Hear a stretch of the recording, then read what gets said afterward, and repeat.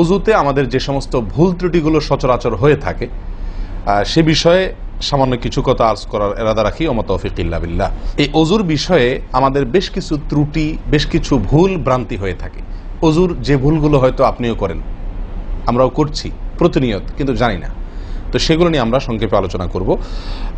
নবী সাল্লাল্লাহু আলাইহি ওয়াসাল্লাম বুখারী মুসলিমের হাদিসে আসছে, তিনি বলেছেন, লা তুকবালু সালাতুন বিগাইরি তাহুরিন, পবিত্রতা ছাড়া কোনো সালাত কবুল হবে না। কোনো সালাত আল্লাহর কাছে অ্যাকসেপ্টেড, গ্রহণযোগ্য হবে না কি ছাড়া? তাহারাত ছাড়া, অজু ছাড়া। মুসলিম বর্ণিত হাদিসে আসছে, নবী সাল্লাল্লাহু আলাইহি ওয়াসাল্লাম বলেছেন, যে ব্যক্তি পরিপূর্ণভাবে অজু করবে, পরিপূর্ণভাবে অজু করবে, ভালোভাবে অজু করবে, এবং অজুর শেষে কালিমাতুশ শাহাদা যেটা আছে, আশহাদু আল্লা ইলাহা ইল্লাল্লাহু ওয়াহদাহু লা শারীকা লাহু ওয়া আশহাদু আন্না মুহাম্মাদান আবদুহু ওয়া রাসূলুহু, এই কালিমায়ে শাহাদা পাঠ করবে অজুর শেষে, এই ব্যক্তির জন্য আল্লাহ সুবহানাহু ওয়া তাআলা জান্নাতের সমস্ত দুয়ার খুলে দিবেন। প্রিয় ভাইরা, এখন আসি আমরা অজুতে কি ভুলগুলো আমাদের এমন হয় যেগুলোর কারণে আমাদের অজুর পূর্ণতা নষ্ট হতে পারে। তার ভিতরে এক নম্বরের ভুল হলো, যেটি আমাদের হয়ে থাকে অজুর ক্ষেত্রে অনেকেরই, সেটা হলো বিসমিল্লাহ পাঠ না করা। অজুর শুরুতে কি পাঠ করতে হয়? বিসমিল্লাহ। আপনি যখন হাত ধুয়ে তো অজু শুরু করবেন, দুই হাতের কবজি দুই হাতে অজু শুরু করবেন না, প্রথম কাজ, তার আগে আপনি কি করবেন? বিসমিল্লাহ। বিসমিল্লাহ বলে হাত ধুয়ে তারপর অজু শুরু করবেন। বহু লোক আছি আমরা, অজুখানায় ওই গল্প করতেছি, আড্ডা মারতেছি, কথাবার্তা বলতেছি, এই বলতে বলতে অজু শুরু করে দিছি। তাহলে বিসমিল্লাহ কখন পড়তেছি? বিসমিল্লাহটা অনেক সময় অমনোযোগিতার কারণে, অবহেলার কারণে, অন্যমনস্কতার কারণে বিসমিল্লাহটা অনেক সময় আমরা বলতে ভুলে যাই। অথচ এই বিসমিল্লাহ পাঠ করা অজু শুরুতে অনেক বিশেষজ্ঞ আলেমের মতে ফরজ। অনেকে বলেন বিসমিল্লাহ পাঠ না করলে অজুই হবে না, আপনি যদি ভুলে বাদ দেন অজু হলো না। যদিও সংখ্যাগরিষ্ঠ ওলামাদের মতে এটা না, তাদের মতে বিসমিল্লাহ পাঠ করা এটা অজুর সুন্নাহ। এটা হলো অজুর কি? সুন্নাহ। এটা আপনি যদি বিসমিল্লাহ বলে যদি অজু শুরু করেন, তাহলে অজুটার ভিতরে পূর্ণাঙ্গতা আসলো। দ্বিতীয় যে ভুলটি হয় ভাই, 100-99 জনের বলবো, তার চেয়ে বেশি হতে পারে, হাজারের ভিতরে 10 জন মানুষের হয় কিনা আমার সন্দেহ আছে এই কাজটা সঠিকভাবে করতে পারি না। সেটা হলো অজুর সময় মিসওয়াক করা। অজুর সময় কি করা ভাই? মিসওয়াক করা। এটি এত গুরুত্বপূর্ণ সুন্নাহ যে নবী সাল্লাল্লাহু আলাইহি ওয়াসাল্লাম বলেছেন, বুখারীর হাদিস, লাউলা আন আশুক্কা আলা উম্মতি লা আমারতুহুম বিসওয়াকি ইনদা কুল্লি ওযু। বুখারীর হাদিস। নবী সাল্লাল্লাহু আলাইহি ওয়াসাল্লাম বলেন, আমার উম্মতের জন্য যদি কঠিন না হতো, তাদের জন্য কষ্টের কারণ না হতো, তাহলে আমি তাদেরকে বাধ্যতামূলক করে দিতাম, ফরজ করে দিতাম কি? প্রত্যেক অজুর সময় মিসওয়াক করা। হাদিস থেকে, তার বক্তব্য থেকে বোঝা যায় যে অজুর সময় মিসওয়াকের গুরুত্ব তার কাছে কত বেশি ছিল। 3 নম্বর যে ভুলটা আমাদের হয়ে থাকে সেটা হলো কুলির মধ্যে। দেখেন, প্রত্যেকটা কাজেই কিন্তু আমি একটা একটা করে আপনার দেখাচ্ছি অজুর প্রত্যেকটা কাজে আমাদের ত্রুটিগুলো হয় কিভাবে। দেখেন, কুলির সময় ভুল হয়। কি ভুল হয়? কুলিটা যেভাবে করার কথা সেভাবে আমরা করি না। হাদিসে কুলির বিষয়ে নির্দেশ এসছে, সেটাকে বলা হয়েছে মদমাদা। মদমাদা আরবি শব্দ, এটার বাংলা অর্থ হয় কুলি করা বা কুলকুচি করা বা কুলকুচা করা। এই কুলি বা কুলকুচা এটা হলো মুখের ভিতরে আপনি হাতের কষে করে পানি নিয়ে মুখে নাড়বেন, এরপরে ফেলবেন, আবার হাতে নিবেন, কিছু সময় নাড়বেন, 1 সেকেন্ড হোক 2 সেকেন্ড হোক, এরপরে ফেলবেন।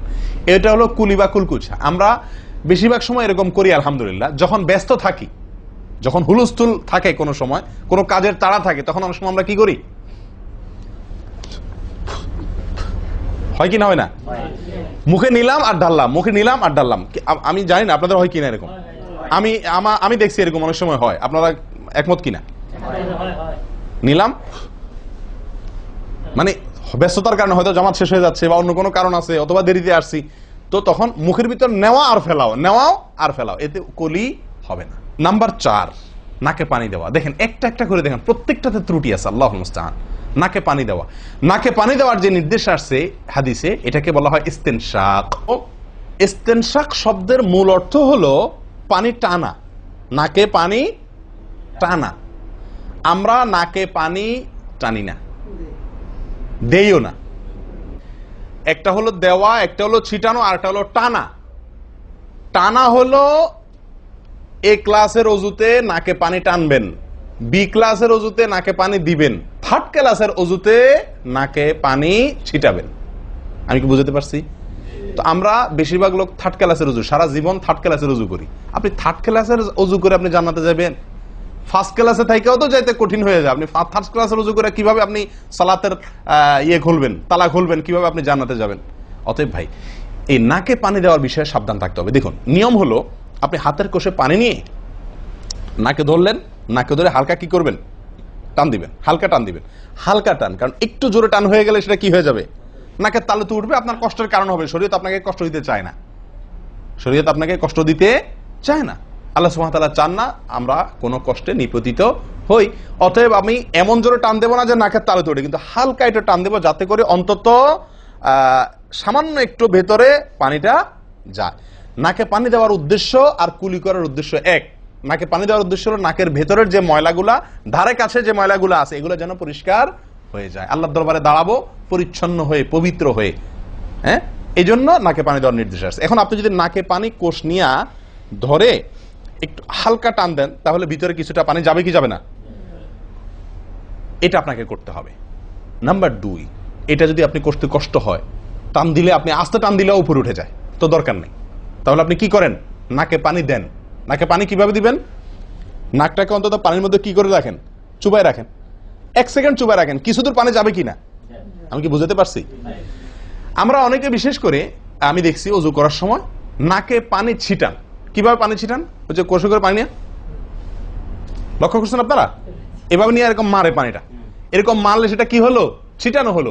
হাদিসে যে ইস্তেনশাকের কথা বলা হয়েছে সেটা হলো না। আপনি সারা জীবন ওযু করলেন, অথচ আপনার কখনো নাকে পানি দেওয়ার সুন্নাহটি আদায় হলো না। সারা জীবন, আজীবন আপনার ওযুটি হয়ে গেল সুন্নাহ ছাড়া। আরেকটি ভুল ভাই, নাকে পানি দেওয়া একটা আমল, নাক ঝাড়া আরেকটা আমল। নাকে পানি দেওয়া এটা একটা নির্দেশ, আর নাক ঝাড়া আরেকটা নির্দেশ। আমি কি বুঝাতে পারছি? কুলি করা একটা আমল, হাত ধোয়া একটা আমল, হাতের কবজি পর্যন্ত 2 হাতের বিসমিল্লাহ বলা, তারপর তো এটা আছেই। এরপরে মেসওয়াক করা একটা আমল, কুলি করা আরেকটা সুন্নাহ, কুলির পরে নাকে পানি দেওয়া বা নাক দিয়া পানি টানা আরেকটা আমল, এরপরে নাক ঝাড়া আরেকটা আমল। ভাই, এরপরে আসি আরেকটি গুরুত্বপূর্ণ আমল যেটি হয় না, বা আরেকটি ত্রুটি ওযুতে, সেটি হলো আঙ্গুল খেলাল না করা। ওযুতে কি না করা? আঙ্গুল খেলাল না করা। আঙ্গুল খেলাল হলো হাত এবং পায়ের আঙ্গুলের যে চিপাগুলো আছে, এই চিপাগুলোতে পানি পৌঁছানোর জন্য, পানি পৌঁছানোটা নিশ্চিত করার জন্য কি করতে হবে? এক হাতের আঙ্গুলকে অন্য হাতের আঙ্গুলের চিপায় ঢুকায়া এভাবে কি করতে হবে? একটু হালকা নাড়তে হবে, যাতে করে জায়গাটাতে, চিপাটাতে পানি গেছে এটা নিষ্কারণ। এই চিপাগুলোতে পানি নাও যেতে পারে শুকিয়ে থাকার কারণে। তো আপনি যদি একটু নাড়া দেন পানির ভিজা আঙ্গুল দিয়া, তাহলে ইনশাআল্লাহ ওখানে পানি পৌঁছানোটা মোটামুটি নিশ্চিত হয়ে যাবে। ঠিক না? ঠিক।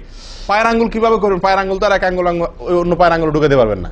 সেটা করবেন হলো, অন্য হাদিসে আসছে, এই যে কোন আঙ্গুল আছে না, কোন আঙ্গুল দিয়া সব চিপাগুলোতে কি করবেন? ঘষা দিবেন। কোন আঙ্গুল দিয়া আপনার সব পায়ের আঙ্গুল চিপাগুলোতে ঘষা দিবেন।